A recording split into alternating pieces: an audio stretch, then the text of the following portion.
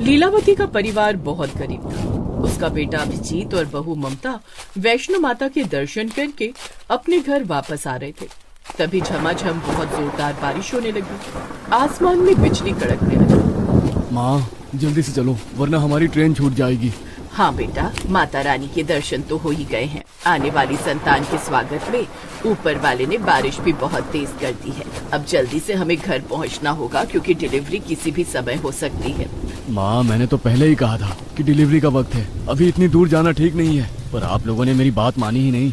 बेटा, पंडित जी ने बताया था कि 8 महीने बाद ही बच्चा पूरी तरीके से माँ के पेट से बाहर आने के लिए तैयार हो जाता है और इस समय अगर माता रानी का आशीर्वाद मिल जाए तो सब कुछ ठीक हो जाता है। हो सकता है हमारी गरीबी भी कम हो जाए आने वाले बच्चे की वजह से। तो इस तरह से बातें करते करते वो लोग स्टेशन पहुँच गए। बारिश रुकने का नाम ही नहीं ले रही थी। ट्रेन 1 घंटा लेट थी। इसी वजह से उन लोगों ने 1 घंटा स्टेशन पर ही बिताया। 1 घंटे बाद ट्रेन आ गई। अम्मा जी, सामान उठाना है क्या? अरे नहीं भाई साहब, जब अपनी जिंदगी का भार हम लोग उठा रहे हैं तो ये सामान क्या चीज है। हमारी गरीबी से तो हल्का ही है ये सामान। वाह भाई साहब वाह, कितनी गहरी बात कर डाली आपने। खैर, अभिजीत ने सारा सामान उठाया और ट्रेन में बैठ गए। ट्रेन चलने लगी। काफी घंटे का सफर करने के बाद भी बारिश बंद नहीं हुई। माँ, मुझे लगता है कि हमें बारिश में ही अपने घर तक पहुँचना पड़ेगा। आसमान देखो कितना काला है। उन लोगों को बारिश में यात्रा करने में बहुत अच्छा लग रहा था, लेकिन उन्हें नहीं पता था कि रास्ते में उनके साथ कितनी ढेर सारी कठिनाइयां आने वाली हैं। तभी ट्रेन अचानक रास्ते में रुक गई। आरपीएफ वाले उनकी बोगी में आ गए। आप लोग इस बोगी से बाहर निकल जाइए। आगे थोड़ी दूर पर एक बहुत बड़ा ट्रेन हादसा हो गया है, जिस वजह से ये ट्रेन यहीं पर रोकी जा रही है। आप लोग यहीं आसपास होटल में रुक जाइए।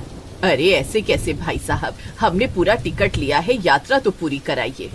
अरे बहन जी, अगर हम लोग ट्रेन चला देंगे और आगे कहीं हमारी ट्रेन का भी एक्सीडेंट हो गया इतनी तेज बारिश में तो क्या होगा? और क्या आप चाहती हैं कि इस ट्रेन में बैठे सभी लोगों की जान चली जाए? अरे माँ, भाई साहब बिल्कुल सही कह रहे हैं, कभी भी कोई बड़ा हादसा हो सकता है। सभी यात्री उस बोगी से बाहर निकलने लगे, लेकिन तभी अचानक ममता का पेट दर्द शुरू हो गया। माँ जी, मुझे लगता है कि वक्त आ गया है। बहुत जोर से पेट में दर्द हो रहा है। माँ जी कुछ कीजिए। बेटा, इस बोगी के अंदर तो ये लोग हमें रुकने नहीं देंगे। चल बाहर कोई जगह देखते हैं।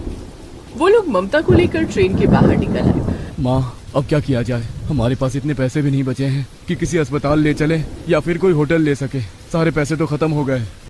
तभी अचानक अभिजीत की नजर रेल की पटरी पर कहीं दूर पर पड़ी, जहाँ पर किसी बहुत पुरानी ट्रेन की बोगी खड़ी हुई दिख रही थी।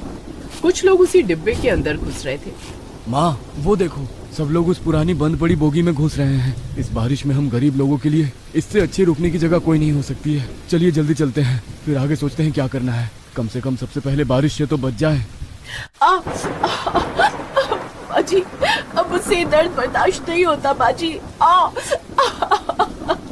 अभिजीत ने थोड़ा सामान अपनी माँ को पकड़ाया और ममता को अपनी गोद में उठाकर तेज बारिश में भागता हुआ उस ट्रेन के डिब्बे के अंदर घुस गया, जहाँ पर बहुत सारे लोग पहले से ही मौजूद थे। अरे बहन जी, ऐसी कंडीशन में बहू को बाहर ले जाने की क्या जरूरत थी?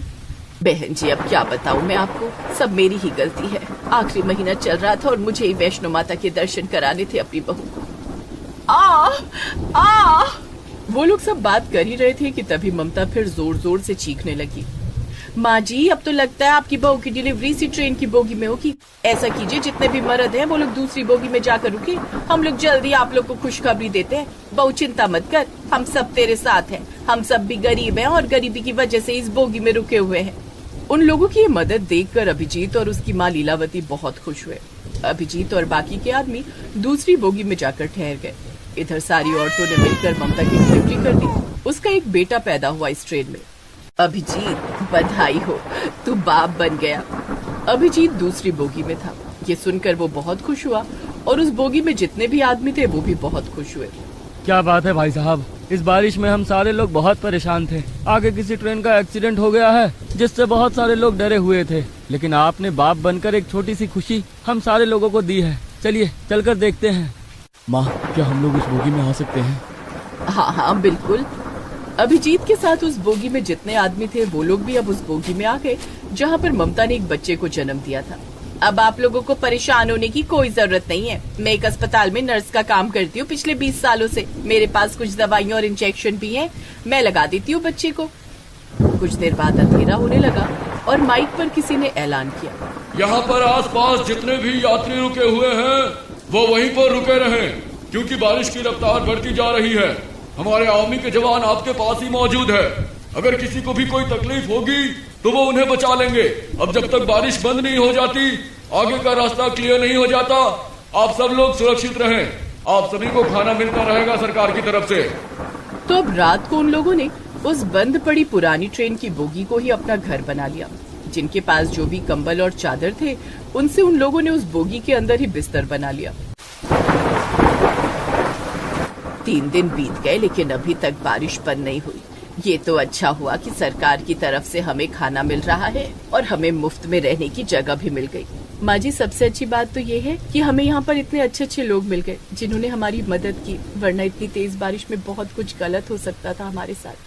सब माता वैष्णो जी की कृपा है बहन जी। आप अपने होने वाले पोते के लिए ही माता वैष्णो के दरबार गई थी और उसके साथ ही कुछ गलत हो जाता, ऐसा तो हो ही नहीं सकता था। अब वो ट्रेन ही उस गरीब परिवार का घर बन चुका था। वहाँ पर जितने भी लोग थे सब एक परिवार की तरह रहने लगे। बहुत सारे लोगों ने मिलकर एक कठिन समय को भी कितना खुशनुमा बना दिया था। करीब 1 हफ्ते तक वो लोग एक साथ एक परिवार की तरह रहे। जब बारिश बंद हुई तब उनकी ट्रेन एक बार फिर से आगे चलने के लिए तैयार हो गई। 1 हफ्ते में ही हम सब एक परिवार की तरह रहने लगे थे। 1 हफ्ते पहले हम लोग एक दूसरे को जानते भी नहीं थे, पर अब बिछड़ते हुए बहुत बुरा लग रहा है।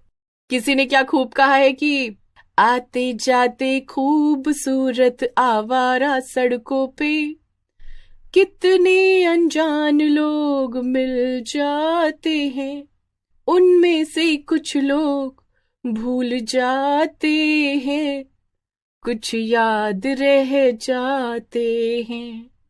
जिंदगी के किसी न किसी मोड़ पर एक बार हम लोग फिर कभी मिलेंगे।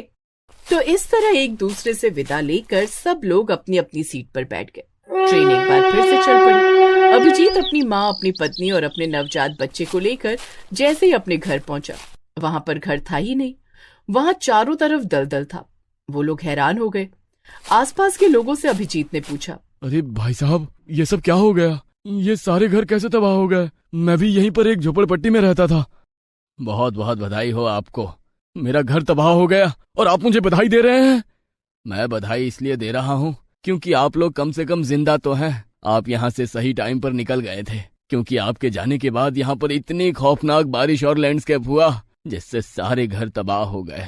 घरों में लोग चैन की नींद सो रहे थे, लेकिन सोते सोते ही वो लोग भगवान को प्यारे हो गए। ये लहरें उनकी जिंदगी अपने साथ बहा ले गई। ये सुनकर अभिजीत, ममता और लीलावती की रूह कांप गई। अभिजीत भी अपने परिवार के साथ स्टेशन के पास ही बनी झोपड़पट्टी में रहता था, पर अब वो भी नहीं रही। माँ, वो देखो, सामने एक बोगी खड़ी है। उसमें ही रहते हैं चलकर। वैसे भी हमें बोगी के अंदर रहने की आदत हो गई है और इस खराब मौसम में झोपड़ी बनाकर रहना ठीक नहीं है। वो लोग एक ट्रेन की बोगी में ही रहने लगे। कुछ महीनों बाद सरकार की तरफ से वहां पर जितनी झोपड़पट्टियां तबाह हो गई थी, उन सभी लोगों को रहने के लिए पक्का घर दे दिया गया। सरकार ने जो कॉलोनी बनाई थी, उन्हीं कॉलोनी में अभिजीत के परिवार को वही सारे लोग एक बार फिर मिले जिन्होंने ममता की डिलीवरी में उनका साथ दिया था। हमने आप लोगों से कहा था ना कि एक बार हम लोग फिर से मिलेंगे, और देखो भगवान ने हमें हमेशा के लिए एक जगह ही मिलवा दिया। तो इस तरह से अब वो सारे लोग एक साथ खुशी खुशी पक्के मकान में रहने लगे और मेहनत मजदूरी करके अपनी जिंदगी बिताने लगे। जगदीश कुमार सरकारी स्कूल में बच्चों को पढ़ाते थे। उन्हें लोगों में शिक्षा का अलग जगाने का बहुत शौक था। वे बच्चों को बहुत लगन से पढ़ाते। बच्चों को कुछ समझाने के लिए वे अलग अलग तरकीबें निकालते। काफी समय गुजर गया। एक दिन जगदीश कुमार ने सोचा, अब मैं बूढ़ा हो गया हूँ, कुछ ही दिनों में रिटायर हो जाऊंगा। रिटायरमेंट के बाद मैं बच्चों को कैसे पढ़ाऊंगा? मैं चाहता हूँ कि गोविंदपुर गांव के सभी बच्चे पढ़े लिखें और गांव का नाम रोशन करें। गांव के गरीब बच्चों तक शिक्षा नहीं पहुंच पाती है। इसके लिए मुझे रिटायरमेंट के बाद भी बच्चों को पढ़ाना होगा, वो भी मुफ्त में, ताकि गरीब बच्चों तक भी शिक्षा पहुंच सके। मन ही मन में उन्होंने ऐसा विचार किया। कुछ दिनों के बाद वे स्कूल से रिटायर हो गए। रिटायरमेंट के बाद उन्होंने ठीक वैसा ही किया जैसा उन्होंने सोचा था। अपने घर के पास ही उन्होंने एक स्कूल खोला जिस पर एक बोर्ड लगा दिया। बोर्ड पर लिखा था, यहाँ गरीब बच्चों को मुफ्त शिक्षा मिलती है। बोर्ड को देखकर गांव के गरीब लोग अपने अपने बच्चों को लेकर वहां आने लगे और उनका नाम स्कूल में लिखवा दिया। नमस्ते मास्टर साहब। कहो भोला, कैसे आना हुआ? मास्टर साहब, हमने सुना है आपने गरीब बच्चों के लिए स्कूल खोला है। हाँ भोला, तुमने बिल्कुल ठीक सुना है। तो हमरे बिटवा का भी नाम अपने स्कूल में लिख लीजिए ना।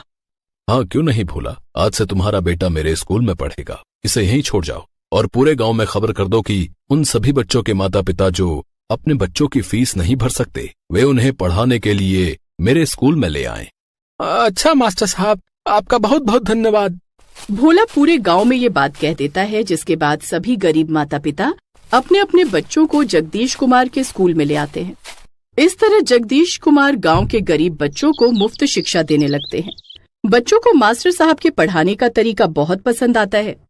धीरे धीरे गांव के बच्चे मास्टर साहब से बहुत घुल मिल जाते हैं। बच्चे जगदीश कुमार को बहुत पसंद करने लगे। बच्चे रोज स्कूल आने लगे, यहाँ तक कि रविवार की छुट्टी भी उन्हें पसंद नहीं थी। एक बार की बात है, बच्चे स्कूल पहुँचे। अरे बच्चों, तुम सब आज सुबह सुबह स्कूल आ गए, क्या बात है? मास्टर जी, हम लोग पढ़ने आए हैं। लेकिन आज तो रविवार है, छुट्टी का दिन है। तुम लोग खेलो कूदो, मजे करो, कल पढ़ने आना। नहीं मास्टर जी, हमें आज भी पढ़ाई करनी है, लेकिन आज हम सबसे पहले स्कूल की सफाई करेंगे। नहीं बच्चों, तुम लोग सिर्फ पढ़ाई में मन लगाओ। मास्टर जी, स्कूल तो शिक्षा का मंदिर होता है और इस मंदिर को साफ सुथरा रखना हमारा धर्म है। हमें ये काम करने दीजिए। इतना कहकर सभी बच्चे स्कूल की सफाई में लग गए। बच्चों का उत्साह देखकर जगदीश कुमार बहुत खुश थे। साफ सफाई खत्म होने के बाद उन्होंने बच्चों को पढ़ाया। इसी तरह धीरे धीरे दिन बीत रहे थे। मौसम बदलते रहे। बारिश का मौसम आ गया था। गोविंदपुर गांव नदी के किनारे बसा था, जिस कारण रोज थोड़ी बहुत बारिश हो जाया करती थी। एक दिन बहुत तेज बारिश होने लगी। आज तो मूसलाधार बारिश हो रही है। बारिश नहीं रुकी तो बच्चे स्कूल नहीं आएंगे, बच्चों की पढ़ाई रुक जाएगी। इधर बच्चे भी बारिश रुकने का इंतजार करने लगे, लेकिन बारिश तो थमने का नाम ही नहीं ले रही थी। 2 दिन हो गए स्कूल नहीं गया। जब तक मास्टर जी से पढ़ ना लूं, मेरा दिन ही पूरा नहीं होता। पता नहीं ये बारिश कब रुकेगी। इधर मास्टर साहब का भी बच्चों के बिना दिल नहीं लग रहा था। उन्होंने सोचा कि शायद कल तक बारिश रुक जाएगी। बारिश तो कल तक रुक ही जाएगी, बच्चे कल स्कूल जरूर आएंगे। लेकिन उनका अनुमान गलत निकला। दूसरे दिन भी बारिश नहीं रुकी। यहाँ तक कि 3-4 दिन बीत गए। बारिश नहीं रुकी, जिस कारण गांव के किनारे की नदी का जलस्तर भयानक रूप से बढ़ गया और गांव में बाढ़ आ गई, जिसमें कई पेड़ पौधे, यहाँ तक कि लोगों के मवेशी भी बहने लगे। मास्टर साहब के क्लासरूम में लगे बेंच और कुर्सियां भी बाढ़ में बहने लगी। ये देखकर जगदीश कुमार चिंतित हो गए। अब मैं बच्चों को कैसे पढ़ाऊंगा? सारी बेंच और कुर्सियां तो बाढ़ में बह गईं। लगता है गोविंदपुर गांव के गरीब बच्चों को शिक्षित करने का मेरा सपना अधूरा रह जाएगा। इधर बच्चे भी स्कूल न जाने के कारण परेशान हो रहे थे। तभी कुछ बच्चों ने देखा कि बाढ़ के पानी में बेंच और कुर्सियां बह रही हैं। ये बेंच और कुर्सी कहीं मास्टर जी के तो नहीं? अगर ऐसा हुआ तो मास्टर जी हमें कैसे पढ़ाएंगे? ये बेंच और कुर्सियां तो हमारे स्कूल की लग रही हैं। मास्टर जी कितने परेशान होंगे, हमें उनके पास जाना चाहिए। लेकिन हम मास्टर जी के पास पहुंचेंगे कैसे? पूरे गांव में बाढ़ का पानी भरा हुआ है। रोज नदी में तैरते हो, आज बाढ़ के पानी में तैर लोगे तो मास्टर जी के पास पहुंच पाओगे। चलो हम सब तैर कर मास्टर जी के पास चलते हैं। हाँ, चलो। सभी बच्चे बाढ़ के पानी में तैरने लगते हैं। तैरते तैरते वे मास्टर जी के घर के पास पहुंचने ही वाले होते हैं कि वे देखते हैं कि बाढ़ के पानी में ढेर सारे टमाटर तैर रहे थे। वो देखो, लगता है किसी किसान की टमाटर की फसल बाढ़ में बह गई है। हाँ, ये तो काफी सारे टमाटर हैं। कितने लाल लाल और सुंदर टमाटर हैं। काश हम इन्हें घर ले जा सकते। इन टमाटरों को देखकर मुझे एक उपाय सूझ रहा है। कैसा उपाय? हम इन्हें अपने घर न ले जाकर मास्टर जी के घर ले चलते हैं। लेकिन मास्टर जी इतने सारे टमाटरों का क्या करेंगे? मास्टर जी के स्कूल के लिए हम सब मिलकर इन टमाटरों से बेंच और कुर्सियां बना सकते हैं। टमाटर की बेंच और कुर्सियां? हाँ, लेकिन हम इतने सारे टमाटर लेकर मास्टर जी के घर तक कैसे पहुंचेंगे? अपनी अपनी शर्ट उतारो और उसमें टमाटर रखते चलो। ठीक है। सभी बच्चों ने ठीक वैसा ही किया। अपनी अपनी शर्ट उतारी और उसमें बाढ़ में बहते हुए टमाटर इकट्ठा करने लगे। सभी बच्चों ने सारे टमाटर अपने अपने कपड़ों में बांध लिए और तैरते हुए मास्टर जी के पास पहुँचे। बच्चों को इस हालत में अपने पास आया देखकर जगदीश कुमार की आंखें नम हो गईं। बच्चों का उनके प्रति प्यार देखकर वे भावुक हो गए। उन्होंने बच्चों से कहा, बच्चों, तुम लोग बाढ़ में भी मेरे घर आ गए। हाँ मास्टर जी, हम सब तैर कर आए हैं। लेकिन मैं तुम लोगों को नहीं पढ़ा सकता।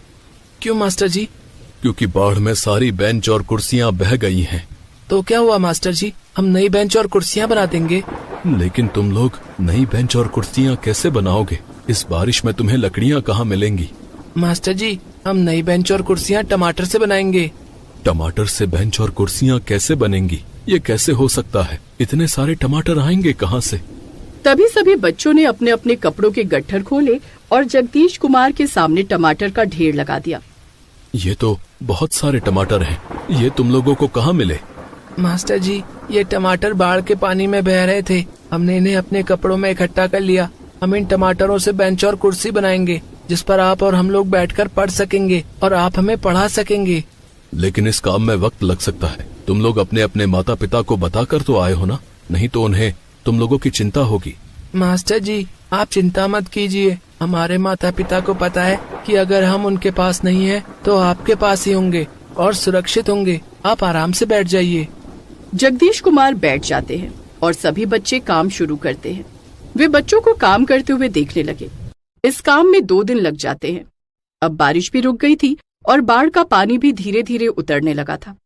जगदीश कुमार ने फिर से अपना स्कूल शुरू कर दिया, लेकिन इस बार मास्टर जी के बैठने के लिए टमाटर की कुर्सी और बच्चों के लिए टमाटर का बेंच था। बच्चों ने स्कूल को भी टमाटरों से सजा दिया था। जगदीश कुमार के टमाटर के स्कूल की चर्चा पूरे गांव में होने लगी। ग्रामीण टमाटर के स्कूल को देखने के लिए आने लगे।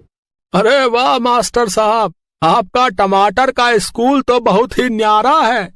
ये तो बच्चों का प्यार और पढ़ाई के प्रति उनकी लगन का नमूना है भोला, कि बच्चों ने बाढ़ में बहते टमाटरों से बेंच और कुर्सियां बना दी और बारिश में भी पढ़ने का जुगाड़ खोज निकाला। अब गांव में चाहे कितनी बारिश हो या बाढ़ आए, बच्चे टमाटर के बेंच पर बैठकर पढ़ाई करते और जगदीश कुमार टमाटर की कुर्सी पर बैठकर उन्हें पढ़ाते। इस तरह जगदीश कुमार ने गोविंदपुर गांव के बच्चों को टमाटर की कुर्सी पर बैठकर पढ़ाया और उन्हें शिक्षित किया। गोविंदपुर गांव का ये अनोखा टमाटर का क्लासरूम था, जिसमें पढ़ने वाले सभी बच्चों ने बड़े होकर गांव का नाम रोशन किया और जगदीश कुमार का सपना पूरा हो गया।